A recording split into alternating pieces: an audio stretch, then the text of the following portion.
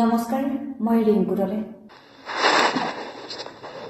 মিচিঙৰ জনপ্ৰিয় শিল্পী লেখন কুম্বাঙৰ চিকিৎসাৰ বাবে দান বৰঙণি বিচাৰি যোৱা 28 আৰু 29 জানুৱাৰীত মাজুলীত অনুষ্ঠিত হয় এক সংগীতৰ ৰোড শ্ব' অনুষ্ঠান। অনুষ্ঠানত সংগ্ৰহ হোৱা ধনৰ পৰিমাণ হৈছে 1,87,304 টকা। অনলাইন আৰু নগদ ধন হিচাপত এই টকা সংগ্ৰহ হৈছিল। কালি মাজুলী গড়মূৰ প্ৰেছ ক্লাবত এক সংবাদমেল যোগে উক্ত ৰোড শ্ব'ত সংগ্ৰহ হোৱা টকাসমূহ ৰাজহুৱা কৰে। ইয়াৰে নগদ ধনসমূহ কালি অসম গ্ৰামীণ বিকাশ বেংক গড়মূৰ শাখাৰ জৰিয়তে লেখন কুম্বাঙৰ মাতৃৰ একাউণ্টত জমা দিয়া হয়। মানুহে মানুহৰ বাবে মাজুলী আৰু মিচিং আৰ্টিষ্ট এছ'চিয়েশ্যনৰ যৌথ উদ্যোগত অনুষ্ঠিত হোৱা সংগীতৰ এই ৰোড শ্ব'ৰ সফলতাত আছে মাজুলীবাসীৰ মৰম আৰু আশীৰ্বাদ। ৰাইজৰ এই মৰম আৰু আশীৰ্বাদৰ বাবে মানুহে মানুহৰ বাবে মাজুলী আৰু মিচিং আৰ্টিষ্ট এছ'চিয়েশ্যনৰ হৈ কৃতজ্ঞতা জ্ঞাপন কৰিছে মাজুলীবাসীক।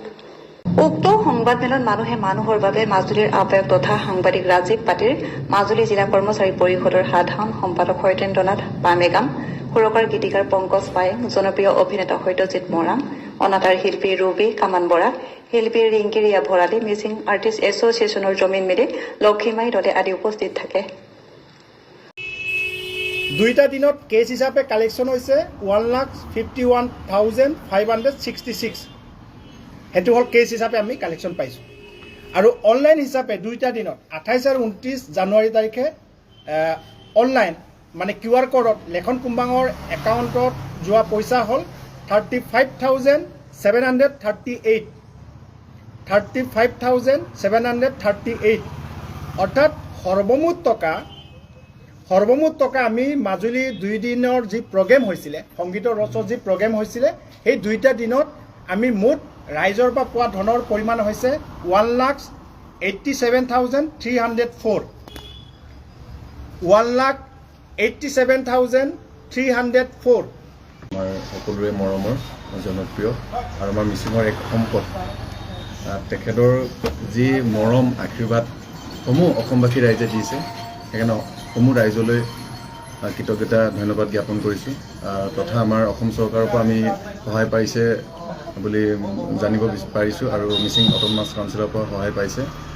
আৰু যি ৰাইজে সহায় কৰিছে তেখেত সোনকালে আমাৰ মাজলৈ সুস্থ হৈ আহক আৰু পুনৰ আমাৰ মাজত আগৰ দৰে পুনৰ যেন আমাৰ মাজত আকৌ গান গাই আমি সকলোৱে যেন মিলি আগবাঢ়ি যাব পাৰোঁ, তাকে ঈশ্বৰৰ ওচৰত প্ৰাৰ্থনা জনাইছোঁ। মাননীয় সদস্যসকলক আমি কৃতজ্ঞতা জ্ঞাপন কৰিছোঁ আৰু আমি বিশেষকৈ কৃতজ্ঞতা জ্ঞাপন কৰিছোঁ আমাৰ মাজুলীবাসী ৰাইজক, যিহেতু আপোনালোকে আমাক ইমান সঁহাৰি জনালে, আমাৰ আহ্বানৰ প্ৰতি আপোনালোকে সঁহাৰি জনালে, তাৰ বাবে আপোনালোকক বিশেষভাৱে আমি কৃতজ্ঞতা জ্ঞাপন কৰিছোঁ।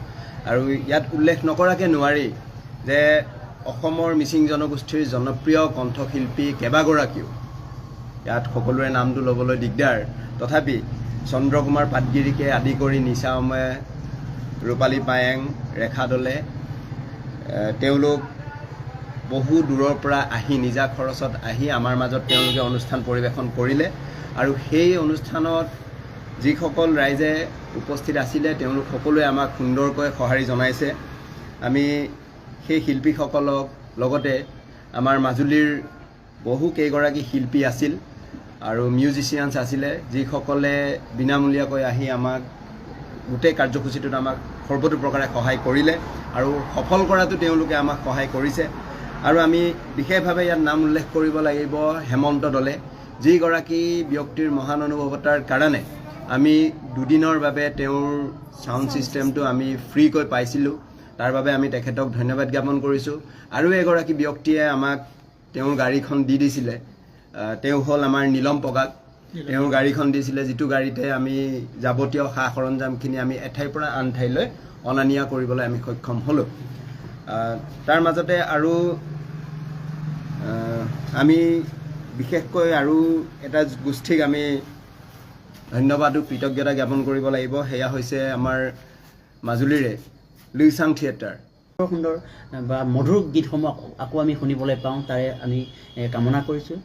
গতিকে আৰু বহুত বেছি মই বহলাই নকওঁ, আপোনালোক সকলো ৰাইজে আশীৰ্বাদ কৰিব তেওঁক, লগতে তেওঁৰ আৰ্থিক সাহায্যখিনিও আপোনালোকে যিসকলে এতিয়ালৈকে দিয়া নাই, তেওঁ আপোনালোকে 1 টকা 2 টকাকৈ হ'লেও আপোনালোকে আগবঢ়াব। ধন্যবাদ।